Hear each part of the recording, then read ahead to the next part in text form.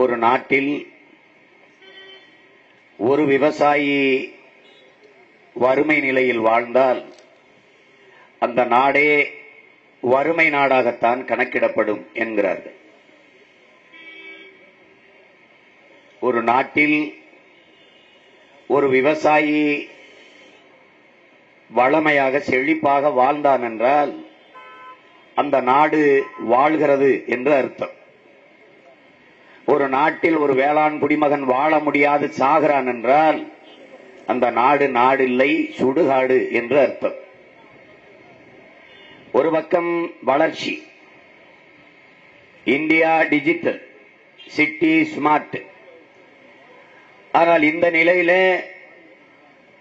நீருக்காக குடத்தை வைத்துக் கொண்டு பல கிலோமீட்டர் தொலைவிலே காத்து கிடக்கிற தாய்மார்கள், தங்கைகள், சென்னையை விட்டு மற்ற பகுதிகளுக்கு சென்றால் தண்ணீர் வேட்டைக்கு அலைகிற நமது பெற்றோர்கள், 2 குடம் தண்ணீர் தான் இருக்கிறது, இதை வைத்து ஒரு வாரம் வாழ வேண்டும் என்று கண்ணீரோடு சொல்கிற அக்கா தங்கைகள். தண்ணீரின் அருமை பற்றி பேசுவதற்கு இந்த கூட்டத்தில் இருப்பவர்களுக்கு எவ்வளவு தகுதி வாய்ப்பு இருக்கிறது என்பது தெரியவில்லை. ஆனால் எனக்கு இருக்கிறது. இங்கே காலையில் குளித்துவிட்டு மாலையில் குளிக்க தண்ணி இல்லை என்று வருந்துவார்கள். நாங்கள் ஒரு வாரத்துக்கு ஒரு முறை குளிக்கிறவர்கள். ராமநாதபுரம் சிவகங்கையில் எங்க ஐயா சிரிக்கிறாரு.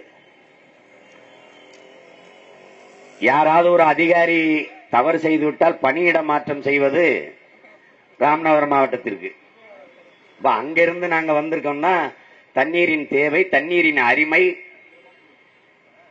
பல கிலோமீட்டர் அதிகாலை 5 மணிக்கே எந்திரிச்சு போய் நடந்து போய் பொடிநடையா போய் செங்க மங்களா போய் ஒரு மணல் பகுதியில் ஒரு குளம் மாதிரி அப்படி ஆழமா வெட்டி கொஞ்சோண்டு சரசரன்னு தண்ணி ஓடி வரும். அந்த தண்ணீரை அகப்ப கொண்டு போய் அது மண்டி மகிழிமா வரும், சகதியோட வரும். அதை அள்ளி அள்ளி குடத்துல ஊத்தி ஊத்தி அதை நிறைச்சிக்கிட்டு வரணும். நடந்து போனதுல திருப்பி வெயில்ல நடந்து வரதுல நாக்கு வறண்டு உண்ணாக்கு இழுக்கும். குட நிறைய தண்ணி இருக்கும், குடிக்க முடியாது, ஏன்னா சகதி. அதை வீட்டுல கொண்டு வந்து இன்னொரு பானையில மாத்தி, இந்த பானையில தேத்தாங்கொட்டைன்னு ஒண்ணு இருக்கும், அப்படி சாச்சி பிடிச்சுக்கிட்டு தேத்தாங்கொட்டை வச்சு வேகமா தேய்க்கணும். இந்த தண்ணீரை ஊத்தணும். அதை அப்படியே தேத்தாங்கொட்டை தேய்ச்சிக்கிட்டே இருந்தா அந்த மண்டி மகிழெல்லாம் கீழே போய் படிஞ்சுக்கிறோம். மேல கொஞ்சாப்புல தெளிஞ்சாப்புல தண்ணி வரும். இந்த தண்ணி அள்ளி உண்ணாக்குல ஊத்தி உயிர் வளர்த்தவங்க நாங்க. இந்த நிலை இன்னும் வரைக்கும் தொடருது. இவங்க வளர்ச்சின்னு காட்டுறது என்ன? கார் உற்பத்தி, செல்போன் உற்பத்தி. இந்த கார் இல்லைன்னு எந்த நாட்டிலையும் புரட்சி வந்ததில்ல. நீரும் ஜோர் இல்லைன்னா அந்த நாட்டில் புரட்சி வராம இருந்ததில்லை. இங்க என்ன நடக்குது? இந்த நாட்டை இன்னொரு சோமாலியாவாக மாற்றுவதற்கு வேலை நடக்குது. 1960 சோமாலியா பூமியின் சொர்க்கமா இருக்குது. பச்சை பசேர் என்று பச்சை பாய் விரித்தது போல அந்த நிலம் அவ்வளவு செழிப்பான பூமியா இருக்குது. ஆனால் நமக்கு தெரிந்த வரை அது ஒரு பஞ்ச பிரதேசமாக மாற்றப்பட்டது. அதுக்கு காரணம் ஹைட்ரோ கார்பன், மீத்தேன், இது போன்ற திட்டங்களை கொண்டு போய் அதெல்லாம் எடுக்கிறோம். அதெல்லாம் வளர்ச்சி, அதெல்லாம் வேலை வாய்ப்பு என்று கொண்டு போய் வச்சான். பிறகு அணுக்கழிவை கொண்டு போய் அவன் கடலுக்குள்ள கொட்டினான். எப்படி நம்ம எண்ணூர்ல எண்ணெயை கொட்டினானோ அப்படி. அது எண்ணெயா எண்ணெய் இளவு யாருக்கும் தெரியாது. ஆனா கொட்டுனான். அங்க கொட்டும் போது ஆழி பேரலை சுனாமி வந்தது. அதை தூக்கி அவன் நிலத்துல கொட்டிச்சு, முடிஞ்சு. என்ன சொல்லிட்டான்? அது விளைநிலத்திற்கு, அது விளைச்சலுக்கு, வேளாண்மைக்கு தகுதி இல்லாத நாடு என்று அறிவிச்சு முடிச்சுட்டான். பசி வருகிற போகிற கப்பல்களை மறித்தான். கடல் கொள்ளைன்னு பழிய சுமத்தினான். வயிற்று பசியோட நின்னான். தோட்டாவை பரிசா வயிற்றுல அனுப்புனான். இது நடந்துகிட்டு இருக்கு சோமாலியால. அண்மையில நீங்க எல்லாரும் பார்த்திருக்கலாம், அலைபேசி வச்சிருக்கிறீங்க, பகிரி இருக்கு. மனித மண்டைய ஒரு சட்டியில போட்டு ஒருத்தன் சுட்டுக்கிட்டு உட்கார்ந்துருக்கான்.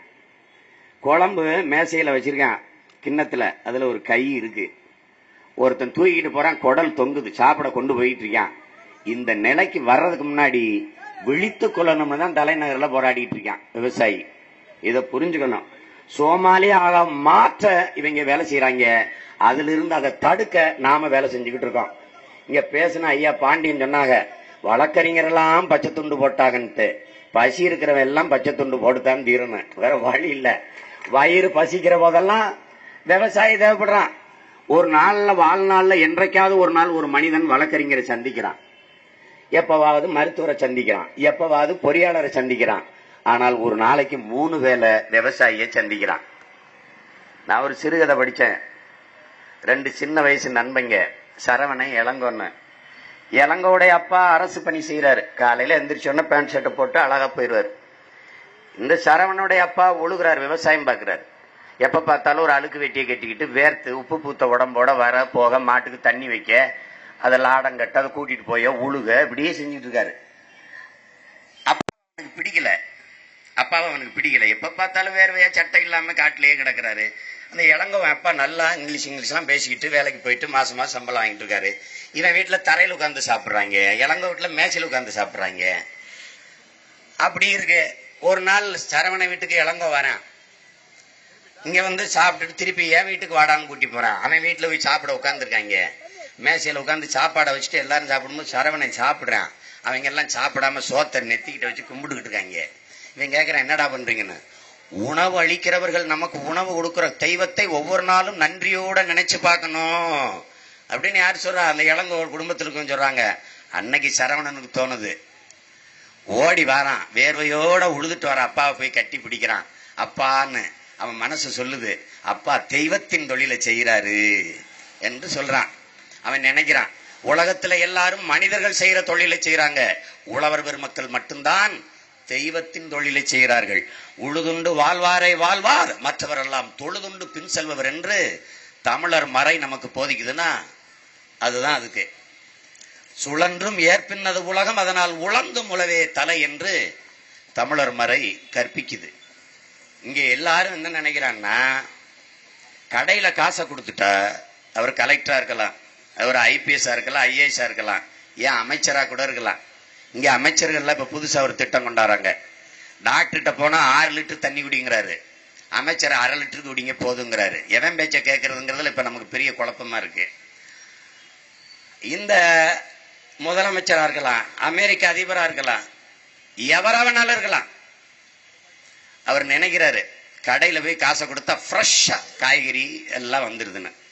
அது ஃப்ரெஷ்ஷா வர்றதுக்கு தொலை தூரத்துல ஒரு நம்ம ஆத்தாள் அப்பனும் கண்ணு மொழி பிதுங்க கண்ணச்சதை தொங்க வெம்பாடு வெட்டு வெயில்ல காஞ்சு பனியில கனைஞ்சு மழையில நனைஞ்சு வேர்வை உடம்பெல்லாம் உப்பு பூக்க உழைச்சி கொடுத்தாதான் இங்க காய்கறி வருது ஃப்ரெஷ்ஷா.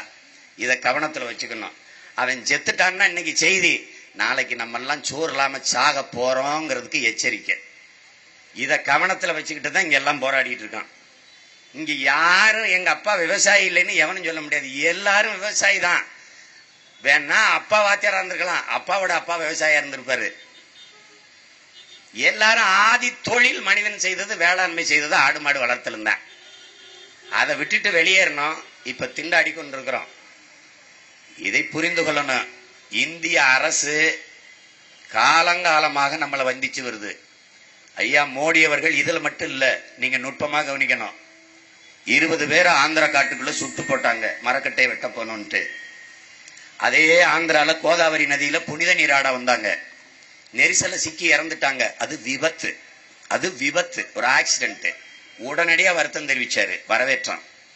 கேரளாவில் கோயில் திருவிழாவில் பட்டாசு வெடிக்கிறதுல விபத்து, ஆக்சிடென்ட், தனி விமானத்துல வந்து வருத்தம் தெரிவிச்சாரு, வரவேற்கிறோம்.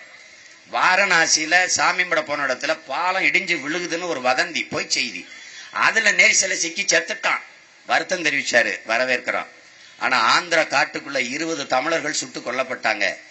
ஏன் என்ன ஒரு வருத்தம், அந்த துயரத்துல பங்கேற்கிறேன், எந்த செய்தியும் பதிவு செய்யல. இதை நல்லா கவனிச்சுக்கணும். ஒரு விவசாயி அரவிந்த் கெஜ்ரிவால் நடத்தின போராட்டத்தில் ஒரு சீக்கிய விவசாயி தற்கொலை செய்துட்டாரு. இது தேசத்தின் துயரம் என்று அறிவித்த இந்த நாட்டின் முதன்மை அமைச்சர் ஐயா நரேந்திர மோடி, பல நூற்றுக்கும் மேற்பட்ட வேளாண் பெருங்குடி மக்கள் தமிழ்நாட்டில் செத்துருக்கான், ஒரு சிறு வருத்தத்தை செய்யல. தமிழர்கள் காலங்காலமாக புறக்கணிக்கப்படுகிறார்கள், வஞ்சிக்கப்படுகிறார்கள் என்பது வேறு.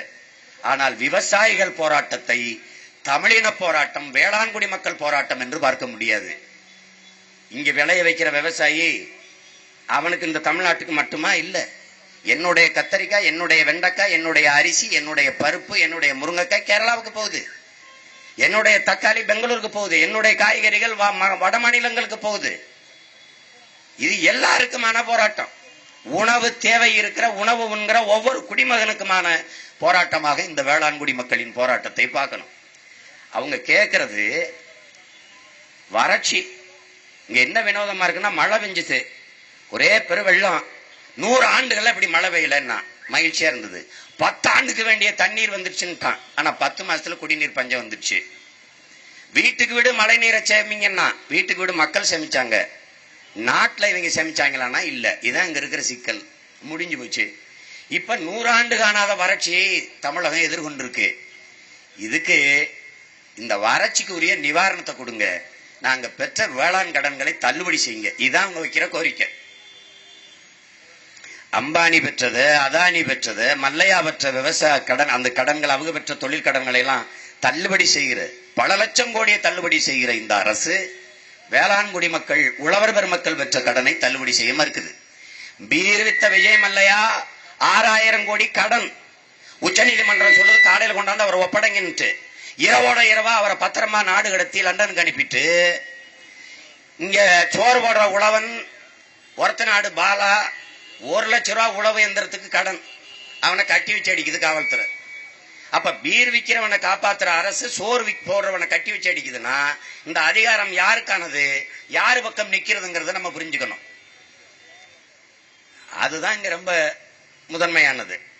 பண மதிப்பிழப்புல பணம் இல்லாம போயிடுச்சுன்ட்டு சுங்கச்சாவடியில பணம் கட்ட தேவையில்ல, 1 வாரத்துக்கு சும்மா போங்கன்ட்டான். அப்புறம் மத்திய அமைச்சர் அண்ணன் பொன் ராதாகிருஷ்ணன் சொல்றாங்க 1500 கோடி முதலாளிகளுக்கு, சுங்கச்சாவடி முதலாளிகளுக்கு இழப்பு. அந்த 1500 கோடியை மத்திய அரசு உடனடியாக ஈடுகட்டும்.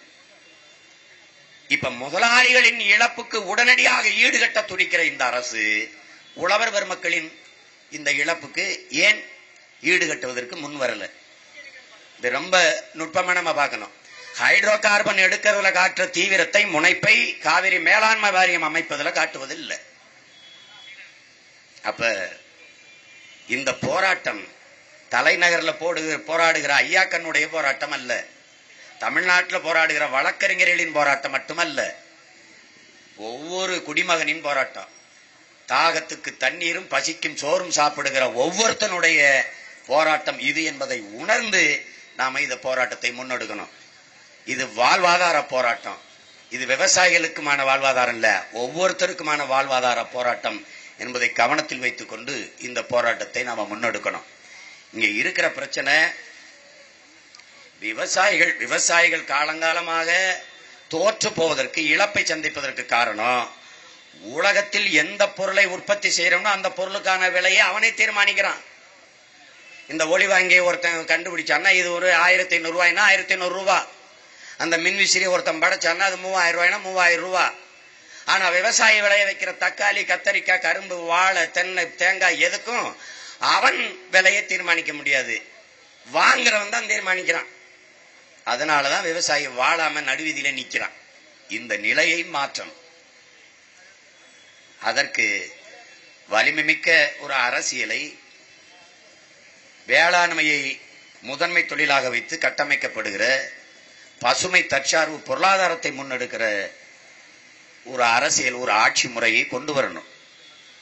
அதற்கு நாம் எல்லோரும் அணிதிரண்டு ஒரு புரட்சிகர மாற்று அரசியலை முன்னெடுப்பதற்கு அணியமாக வேண்டும். இந்த போராட்டத்தில் பங்கேற்ற என்னுடைய அன்பு தம்பி தமிம் அன்சாரி, என்னுடைய அன்புக்குரிய அண்ணன் தகலான் பார்கவி, என்னுடைய அன்பு தம்பி குடந்தை அரசன், அண்ணன் பால் கனகராஜ் போன்றவர்கள், கருத்துரை பதிவு செய்துட்டு போன அக்கா அருள்மொழி, அண்ணன் ஜவருல்லா, ஐயா ஜி ராமகிருஷ்ணன் போன்ற தலைவர்கள், உணர்வு எழுச்சியோடு இந்த போராட்டத்தில் பங்கேற்கிற வழக்கறிஞர் பெருமக்கள், உங்கள் அனைவருக்கும் என் அன்பு நிறைந்த வாழ்த்துக்களும் வணக்கமும். புரட்சி எப்போதும் வெல்லும்.